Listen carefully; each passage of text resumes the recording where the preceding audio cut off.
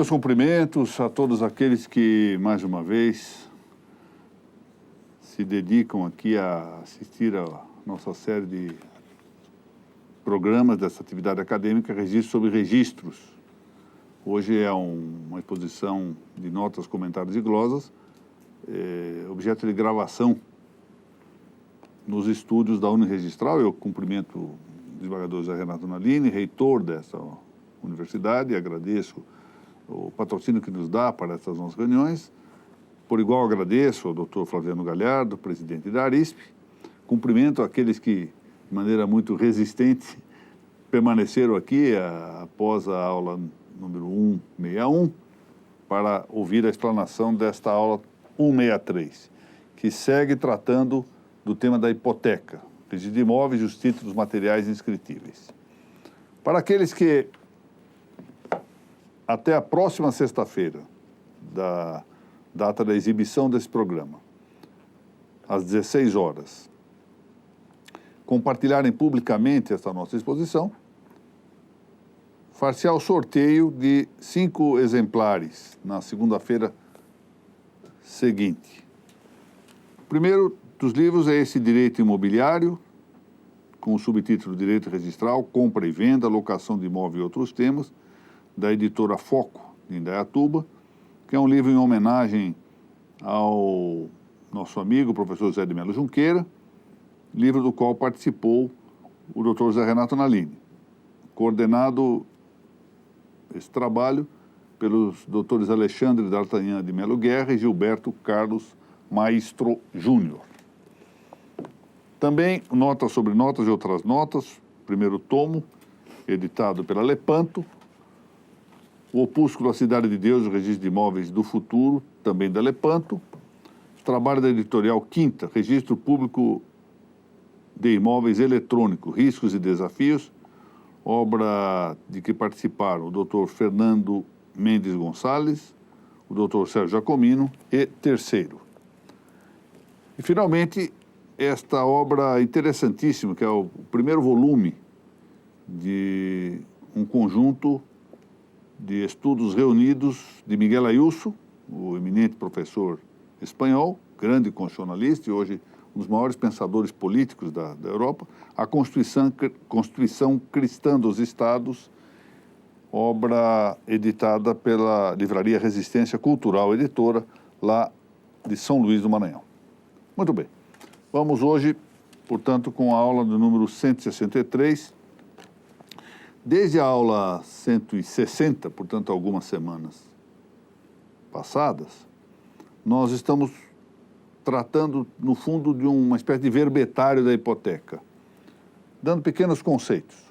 O que é a hipoteca administrativa, depois o que é a hipoteca, o que se entendeu por hipoteca tácita ou implícita, depois a hipoteca prestada por terceiro.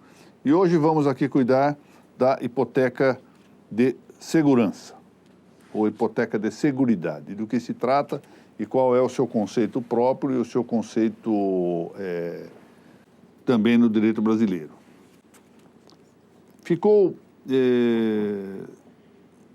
sobredito, ou seja, anteriormente dito aqui nos itens 819 e 820, estamos cuidando agora do item 824 do texto impresso, que ao admitir-se na mecânica da instituição da hipoteca uma relativa indeterminação do valor da dívida garantida, é possível esta indeterminação relativa, notem bem, que resulta, essa determinação relativa, resulta do fenômeno indexatório ou, mais raramente, do fenômeno também desindexatório. Pode haver situações em que haja desindexação. Nós tivemos um caso aqui brasileiro de desindexação com o surgimento do Plano Real.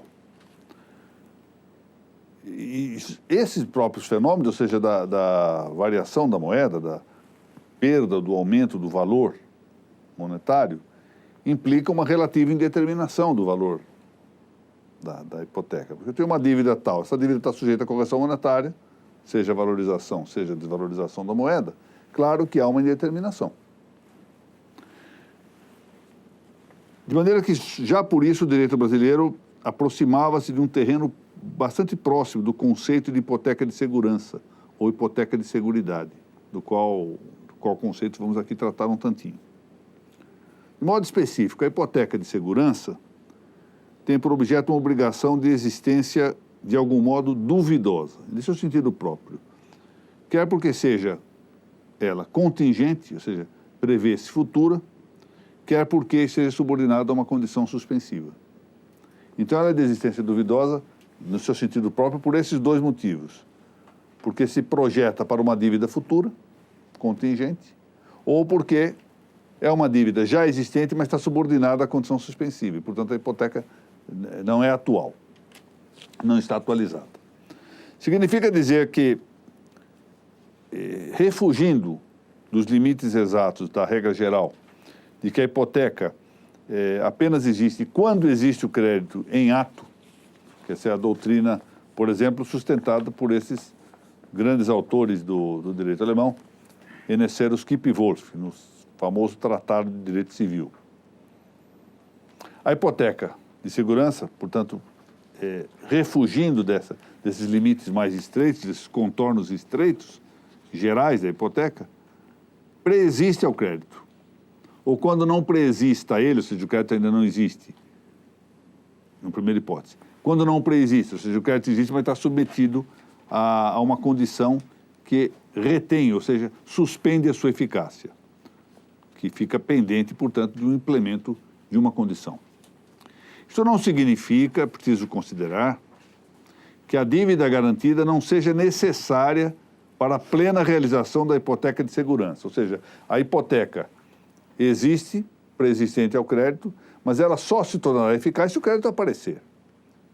Portanto, vamos observar isso. A dívida garantida, ela é ainda necessária para a plena realização da hipoteca de segurança. No fundo, essa hipoteca permanece num estado potencial.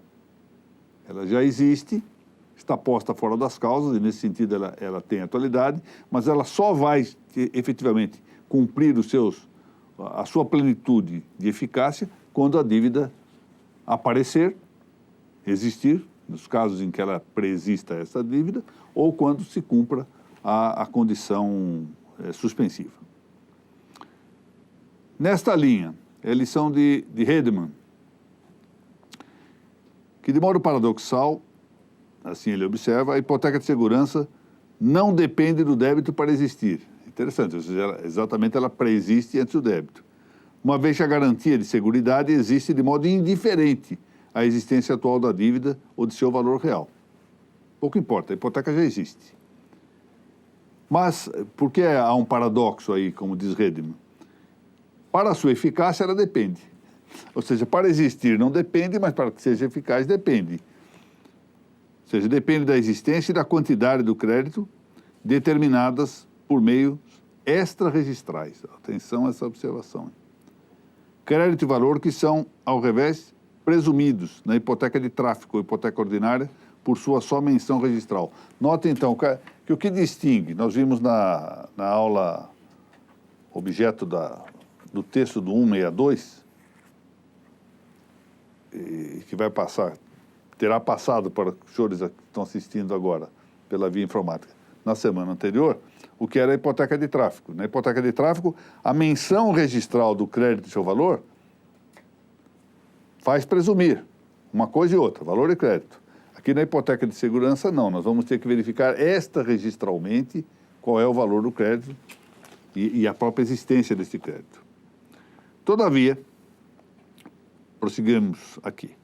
Além deste modo estrito de hipoteca de segurança, ou seja, aquele em que a obrigação é duvidosa quanto à existência ou à eficácia atual, há uma outra hipoteca que, já agora, mediante um certo recurso analógico, também os autores designam por ser hipoteca de seguridade. Por exemplo, essa é a doutrina de Arthur Nussbaum, de Enesero Skip-Wolf, que eu já mencionei, e de Aguirre Aldaz, que é um autor espanhol. Hedemann chega nesse passo a dizer que se cuida aí de uma subespécie da hipoteca de segurança. Interessante essa observação de Hedemann. vai ao ponto de que essa analogia se transforma até mesmo em algo próprio para Hedman. Diz que não, é uma subespécie da hipoteca de segurança. Diz ele que se trata de uma garantia que, embora reportada a uma obrigação pré-existente, aqui é diferente, notem, que a hipoteca de seguridade, em sentido próprio, supõe duas situações. Ela, hipoteca pré-existindo ao débito, ou, embora não pré-exista, esta obrigação está submetida à condição. Então, são duas hipóteses. Num caso, ela pré-existe, na outra, ela existe simultaneamente, mas a obrigação não é eficaz ainda, porque depende da condição. Agora, há uma terceira, que é o que Hedman chama de subespécie. Ela não pré-existe, ou seja, ela é simultânea com a obrigação, mas ela é indeterminada quanto ao valor dessa obrigação. Não é o problema da eficácia, agora é um problema de valor. Atinge, portanto, o valor. Ou seja, um valor indeterminado. E quando isto ocorre, dá-se o que se chama de hipoteca de maximum, ou seja, hipoteca também chamada de hipoteca de calção ou hipoteca de importe último. Como o nome já faz permitir verificar, vai haver um valor máximo que essa hipoteca vai garantir. E a obrigação poderá ser menor do que essa, até atingir esse teto. É por isso que ela chama hipoteca de máximo. É uma garantia que não exige a especialidade plena da obrigação. Por que não exige essa especialidade plena? Porque ela é indeterminada quanto ao seu valor. Eu só digo, olha, eu estou dando essa hipoteca pelo valor máximo de R$1 milhão. Agora, ela é indeterminada, é porque eu não sei quanto será. Até R$1 milhão, eu não sei quanto será. Imaginemos que a doutora Laura resolva fazer uma viagem para o exterior e não saiba quanto vai gastar. E diz, olha, então vou fazer o seguinte, vou dar o meu imóvel para garantir até o valor tanto. O que passar disso, ele não está garantido pelo imóvel. Tá certo? É isso a hipoteca de... Não faça isso, doutora Laura, não estou recomendando, estou dando como exemplo. Portanto, o que se tem aqui é a referência à quantidade máxima. É o limite que não pode ultrapassar pela obrigação garantida. A bem dizer, não é que não pode ultrapassar pela obrigação, até pode ultrapassar, é a garantia que não pode responder por essa obrigação. Não é? Essa hipoteca de máximo supõe para constituir-se, a exemplo da hipoteca de tráfico, o registro do título correspondente. É preciso registrar, dos quais título e registro deve constar a importância extrema, ou seja, a importância teto, a importância máxima, ou seja, o valor superior pelo qual o imóvel objeto responderá. O que passar daí, o imóvel não responde. É de Hedman, ainda aqui, a observação de que o traço distintivo no registro entre a hipoteca de tráfico e a hipoteca de seguridade, ou de quantidade máxima, está exatamente em que a inscrição desta última, hipoteca de segurança, consigna o extremo valorativo da responsabilidade garantida. Essa é a diferença. As duas se registram do mesmo modo. A diferença entre as duas é que a hipoteca de tráfico diz, olha, responde pelo débito tal, porque esse débito é desse valor, e a de máximo diz, olha, eu responderei até esse valor. Isso não há grande diferença, pois, na parte registral. Bom, vejamos se isso se aplica ao direito brasileiro, que é a discussão que agora nos interessa. Parece efetivamente que o direito brasileiro, em vigor, admite a hipoteca de máximo. Em comentário ao artigo 1487 do nosso Código Civil 2002, o desembargador Francisco Eduardo Loureiro, naquele livro conjunto de comentários ao Código Civil, que foi coordenado pelo ministro Peluso, e o doutor Loureiro trata de toda a parte dos direitos reais, um trabalho magnífico, realmente um trabalho muito bem feito. Diz ele que esse artigo 1487, a norma desse artigo 1487, acolheu, abro aspas, o entendimento prevalecente na doutrina e na jurisprudência. Qual o entendimento prevalecente é esse? É o de que possam garantir-se por hipoteca, abro aspas novamente, todas as obrigações de ordem econômica, ou seja, obrigações de dar, de fazer ou não fazer, simples ou condicionais, líquidas ou ilíquidas. Então, todas. Ora, agora é fácil verificar que numa obrigação de fazer, não há um valor determinado. Esse valor será subsidiário de uma certa responsabilização por eventual incumprimento ilícito. uma inexecução ilícita.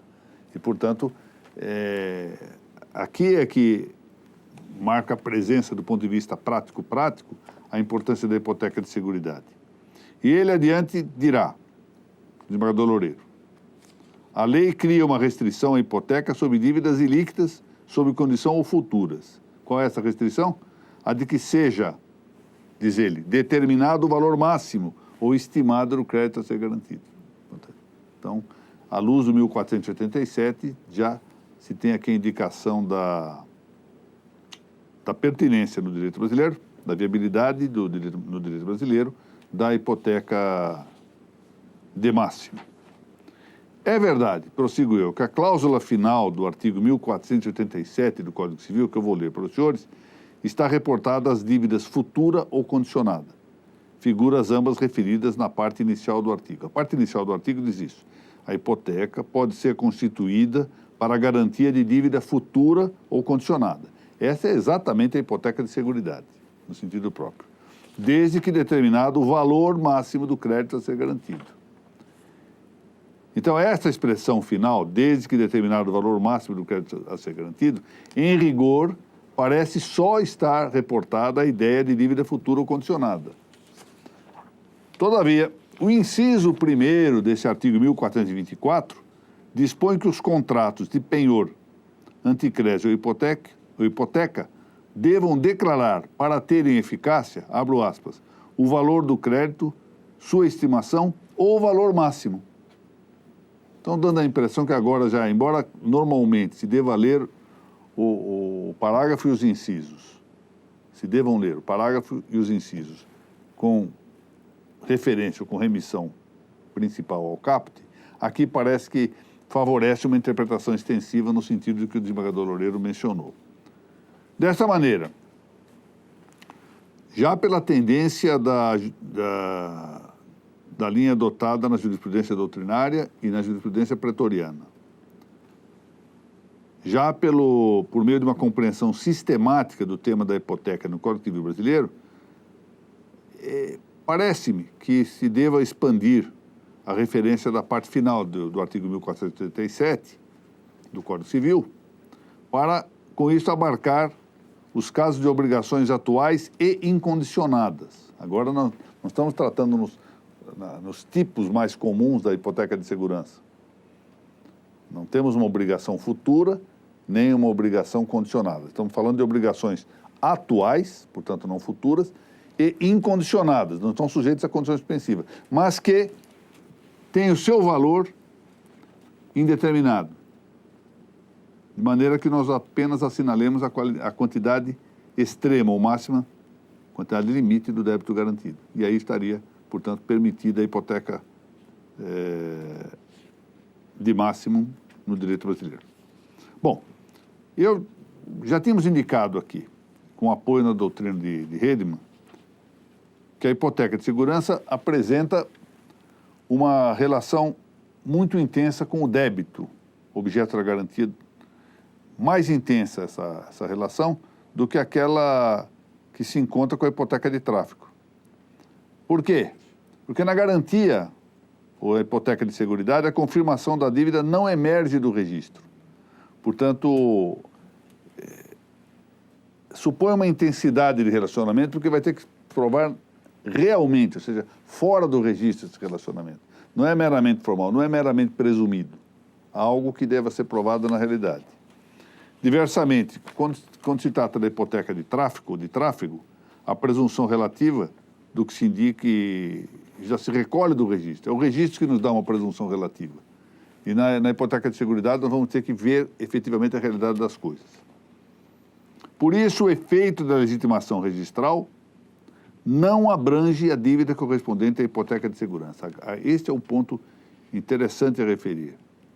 Ou seja, não há uma presunção extraível do registro da hipoteca de segurança. Nós vamos ter que provar a existência da dívida e seu valor. Vamos ler, então, o que diz a este propósito o Código Civil Brasileiro, em 2 parágrafos, primeiro e segundo, do artigo 1487. Diz lá, primeiro desses dispositivos.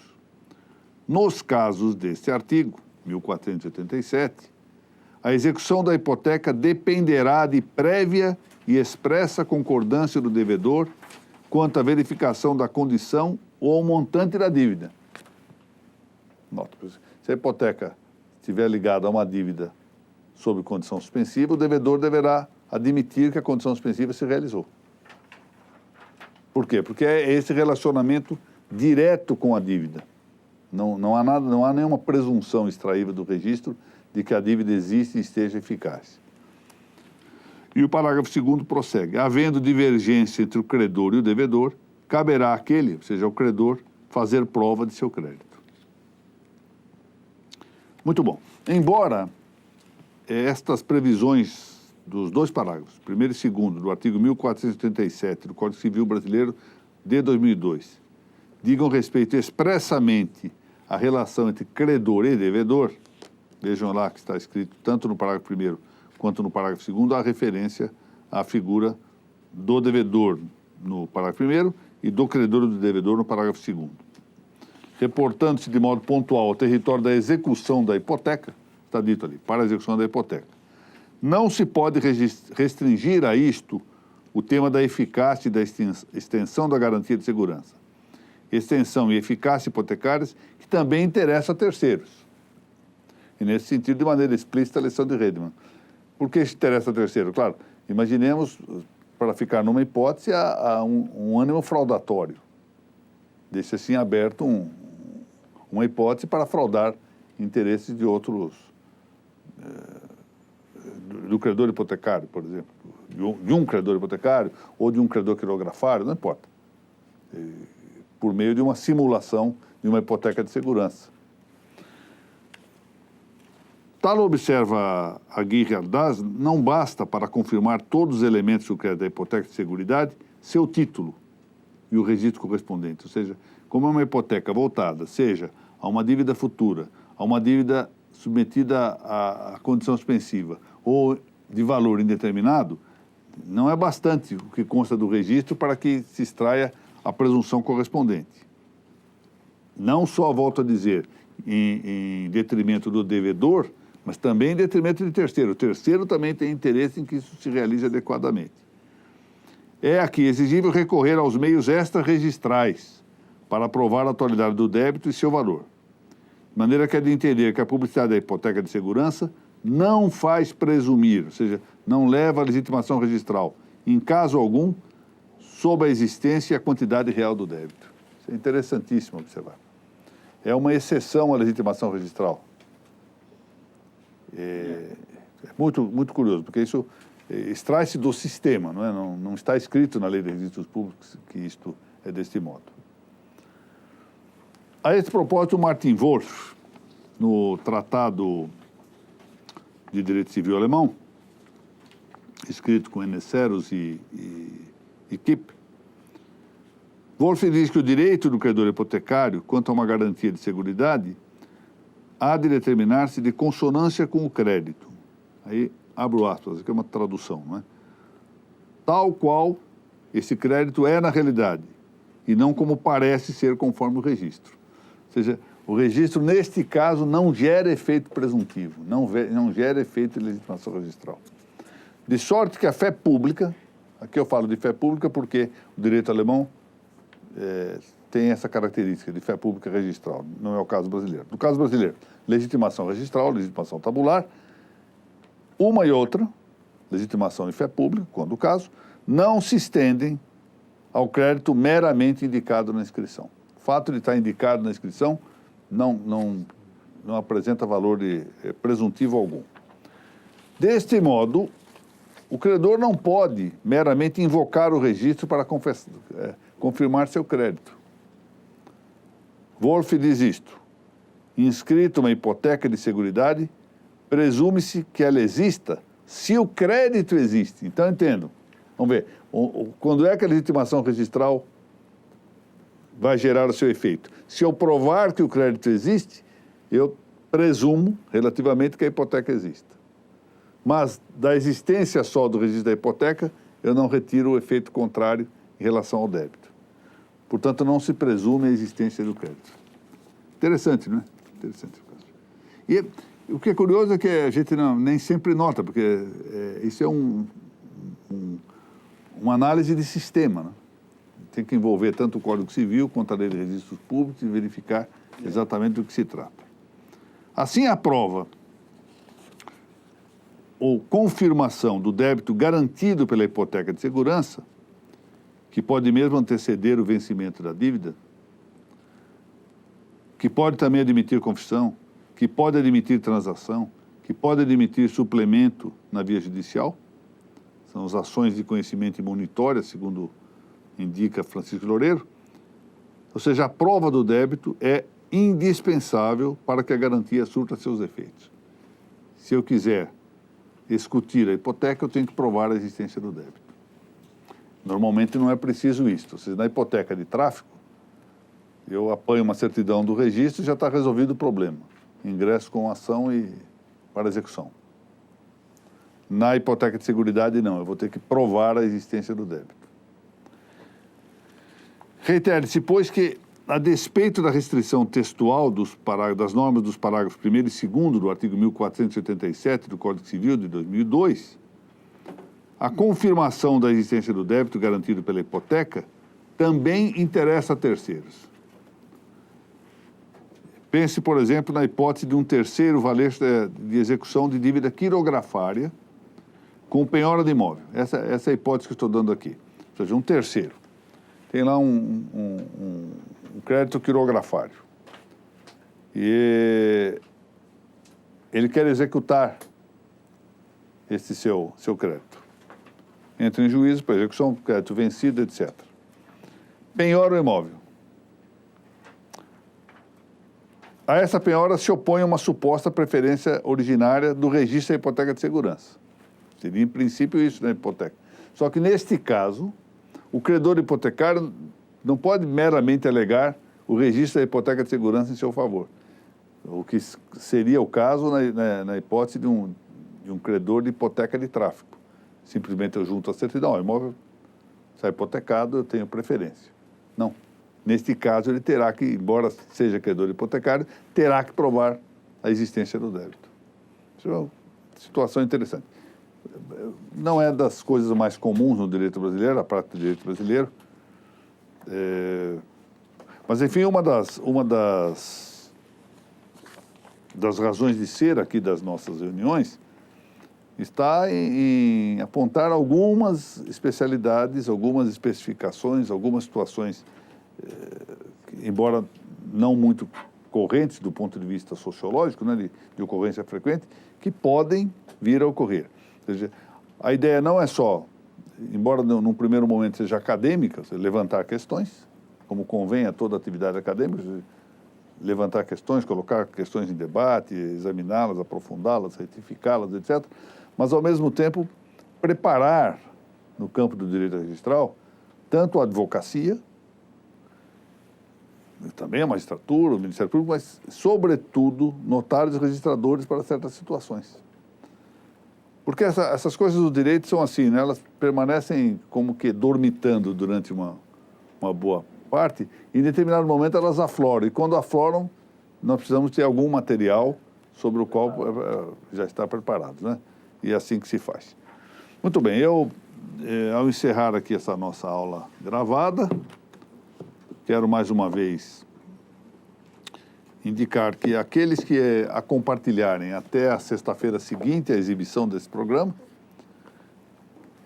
às 16 horas dessa sexta-feira, que a compartilharem publicamente pelo Facebook, farão parte de uma lista de possíveis beneficiários do sorteio destas 5 obras que aqui se encontram.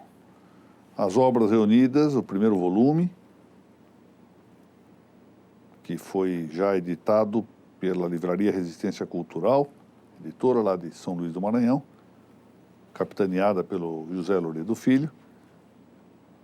Primeiro tomo, A Constituição Cristã dos Estados, obra de Miguel Ayuso, com ensaios aqui que compõem o trabalho, de Carlos Noguet, Juan Fernando Segovia. Noguet, como sabem, é o grande nome hoje da língua portuguesa, grande pensador da língua portuguesa e um grande filósofo. Juan Fernando Segovia é o nome máximo hoje de Mendoza, na Argentina, um grande pensador. E tem um pequeno prefácio meu também a esse trabalho. É realmente uma obra muito interessante de Miguel Ayuso. Este registro público de imóveis eletrônicos, riscos e desafios, obra editada, opúsculo editado pela Editorial Quinta, aqui de São Paulo, escrito trabalho pelo professor Fernando Mendes Gonçalves, de Madrid, pelo Dr. Sérgio Jacomino e por mim.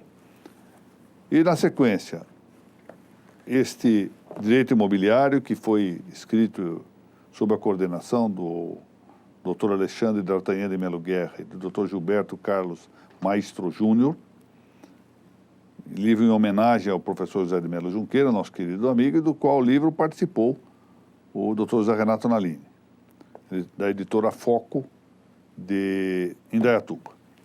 E, por fim, esses dois trabalhos da editorial Lepanto, Notas sobre Notas, do primeiro tomo, já em fase final, a elaboração do segundo tomo, que esperemos que lá por volta de março, não é, quando Júlio e a doutora Amanda Gil, vamos ver se conseguimos já ter esse livro editado, março ou abril, não é? É. E esse opúsculo, A Cidade de Deus, do Registro de Imóveis do Futuro, que corresponde a um trabalho, palestra proferida em Curitiba, a convite da Aripar, e ainda de um anexo com a regulação da atividade extrajudicial no Brasil, que diz respeito a uma pequena palestra proferida no Congresso da Noreg do ano passado. Agradecendo mais uma vez a paciência do Dr. Renato Nalini, que depois de ter assistido uma aula ao vivo, ainda assiste esta aula gravada. Muito obrigado ao patrocínio que nos dá essas reuniões aqui. Para nós é motivo de alegria e honra a presença do Dr. Nalini entre nós. Agradeço também ao Dr. Fabiano Galhardo, que nos permite essas reuniões, que já vão aqui superando os 3 anos, né? Superamos há 3 anos de reuniões já. E agradeço a presença de todos, também ao Dr. Rodrigo, que veio lá da belíssima região de Goiânia. Goiânia é uma cidade muito bonita, registrador lá em Aparecida de Goiânia, e um grande valor do ponto de vista acadêmico. Aliás, já aí avançado na pós-graduação aqui da PUC de São Paulo, e um grande pensador dos registros, meu amigo pessoal também. Agradeço a presença de todos e do público também que nos assiste pela via eletrônica. Muito obrigado a todos e até a semana que vem, se Deus permitir.